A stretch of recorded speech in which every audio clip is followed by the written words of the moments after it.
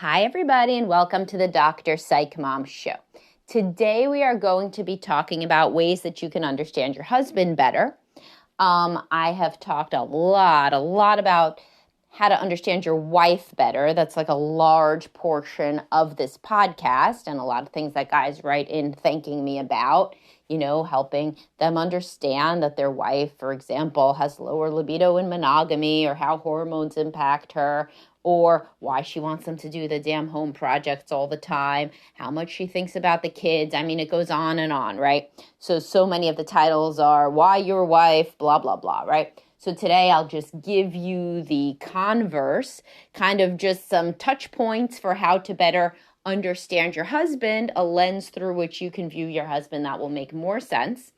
And before we do that, please do subscribe. My most recent subscriber episode after the hand jobs one was one on when working partners grow apart from stay-at-home partners, something that I see a lot in my practice. Okay, so moving on.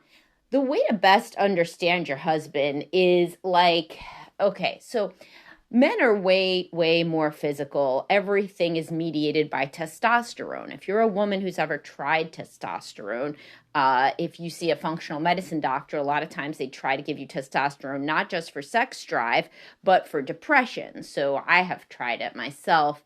Yeah, of course, it impacts sex drive. So, I mean, if you're somebody whose doctor will prescribe that, it definitely makes you feel like you want to have more sex. But there's also downsides because it makes you like a teenage boy. So a lot of women feel a lot more irritable, a lot more easily angered, have to sleep more, eat more, there's like weight gain and bloat, you could break out. But listen, it's a cost benefit analysis. I'm not an MD, but when people prescribe hormones for both men and women, obviously testosterone is important. Not just for men, as you know from listening to me, testosterone peaks in both genders at 6 a.m. Testosterone is a big driver of sex drive. So when you have none, which so many of us women have like zero and like the, pretty much zero when they do a blood test, then often at least an integrative or a functional medicine doctor will prescribe testosterone cream, or for some women, testosterone pellets.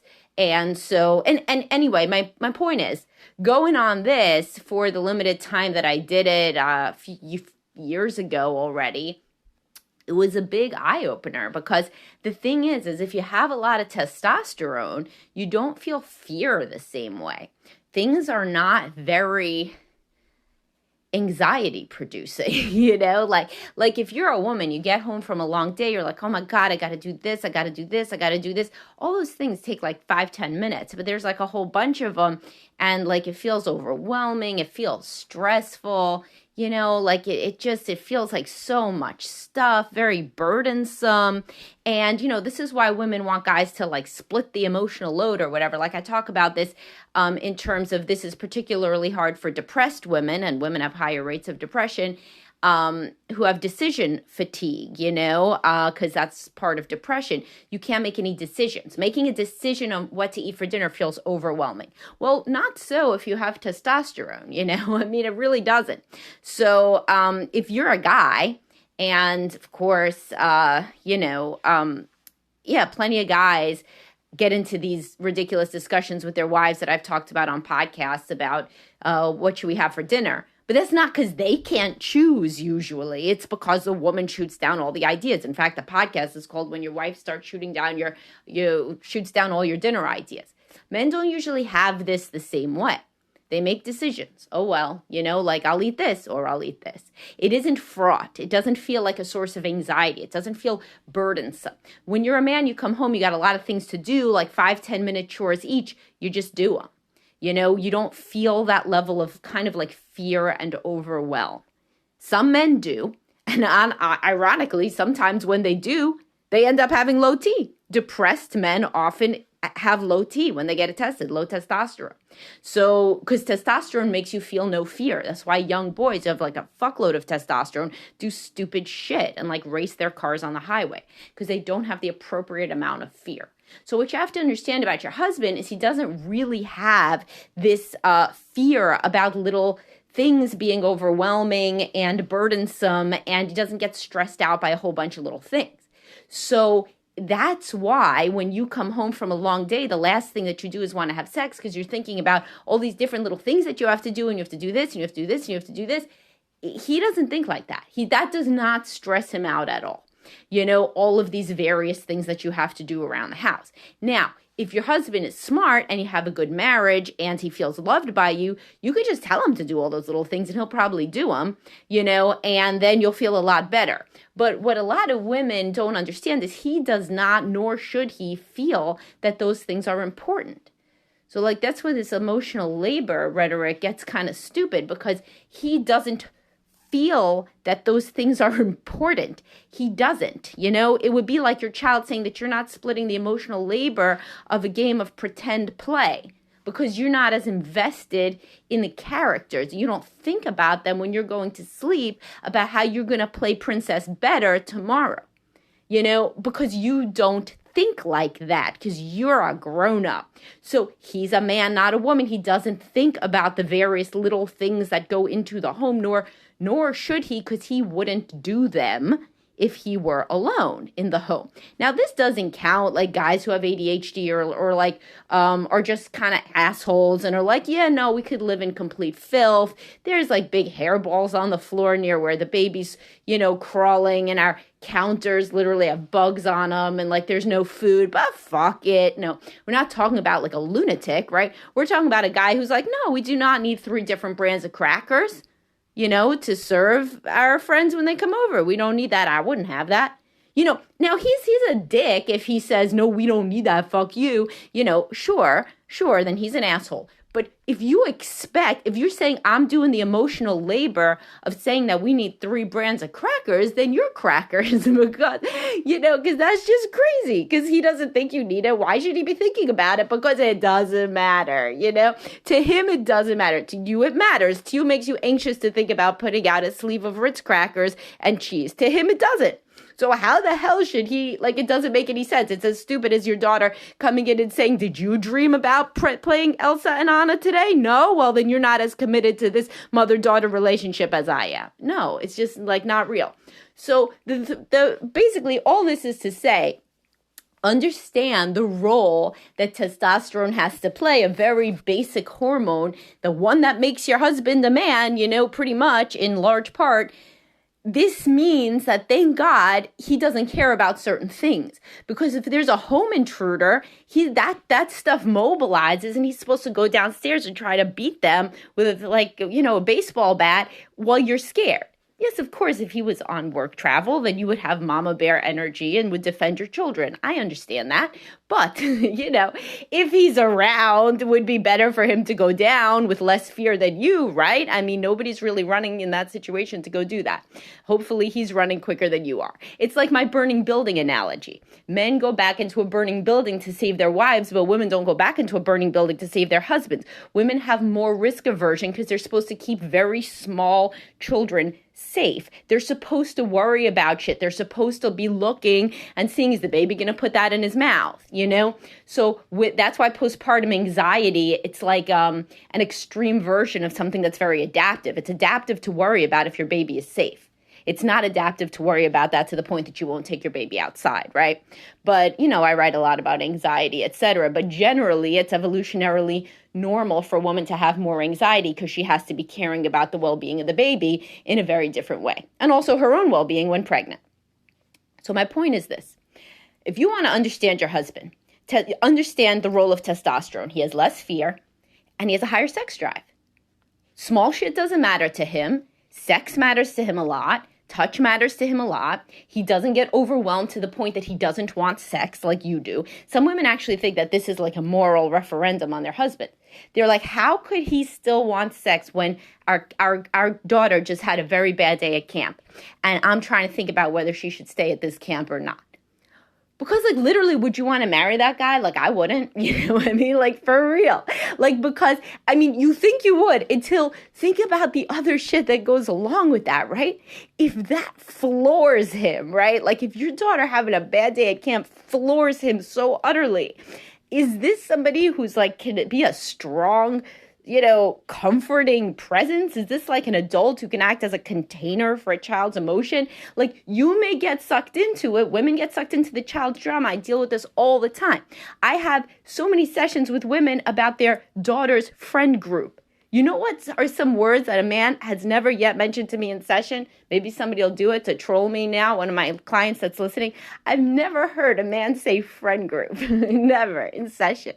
I do not have sometimes I say it, like if somebody's talking about like some really whack shit that happened with their kid, because men will do that. If some real bad shit went down, then they will talk about their kid. And I'll say something like, oh, well, how's his friend group? And then they know what I'm talking about. They're on earth, but I've never had a man come in because he's just really upset about his kid not fitting into a friend group. Yet women come in like this. But do we need two parents like this? I mean, then it's too much. Then the child has really become kind of the center of the universe in a way that I discuss constantly is not good for the child. So generally, especially when women are younger and they like their husbands more, they have not yet hit perimenopause or anything, they tend to like the fact that he has some sort of strength of character and that he can not get, like his mood doesn't move back and forth with the wind. Women's mood moves constantly with the menstrual cycle, as I've talked about. Men's doesn't. They don't menstruate. Like I did this Facebook, reel or video or something. Somebody asked in my Facebook group, which you should all join. It's only $4.99 a month. And people say it's the best money they ever spent. But some woman said, how do you get a man really besotted with you? So I made a video and I said, you can find a man who's really besotted with you easily because men's hormones don't change. They stay the same. Of course, like if you don't have the same level of testosterone when you're, 80, unless you're like Logan Roy on Succession, right? But, you don't have that when you're 40 or 20, whatever. But men tend to have the same levels of hormones throughout the month and over the years. So if they're in love with you and super attracted to you at the beginning, it's kind of going to stay like that over time. Sure, there's novelty response and everything that goes away, but you should be able to do that. Whereas you cannot get a woman who is besotted with you the same as when she's ovulating as when she's menstruating. That's just not real. That doesn't happen. So that's how people are. But anyway, so the point is to understand your husband, you got to understand the role of testosterone.